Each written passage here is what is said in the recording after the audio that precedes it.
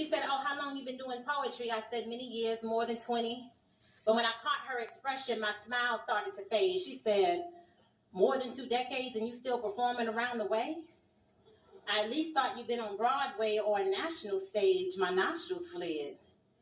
I shifted in my seat. I adjusted my glasses. I said, what'd you say to me?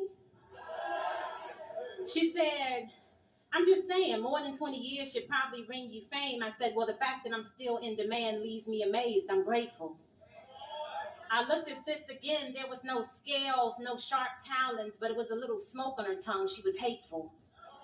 She said, how old are you? I took a long look around the room. I was hinting at sis to go on and move. I was trying not to be rude. I said, I'm in my early 40s. She said, true. I don't see no ring. I said, no, baby girl, not yet. She said, oh, so you ain't meet nobody who wanted to take you off the market? I said, well, of the few men that I dated, there was one I thought I would be with for life, but it didn't work out that way. She said, another independent woman who can't find her Mr. Right. I said, sis, you want to fight? But she laughed at my offense. Instead of falling back, she leaned in. She said, you sitting here like you ain't got no friends. At least tell me you got some kids. I said, I don't have no time for this. My life is beautiful the way that it is. She said, oh, you one of them. I said, one of who, friend?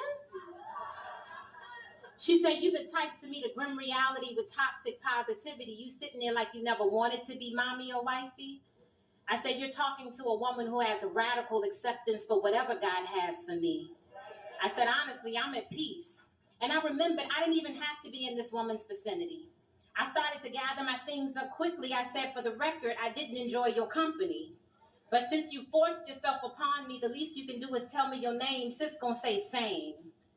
I said, same as what, girl? Stop playing. She said, same as the woman that I'm talking to, boo. She said, sis, I'm you. I'm the dark corners of your brain. I give voice to what your subconscious be saying. She said, you met a lot of hurt people who wanted you to feel the same. You used to ignore it, but now in the quiet corners of your day, you start to regurgitate all of the negative things they used to throw your way.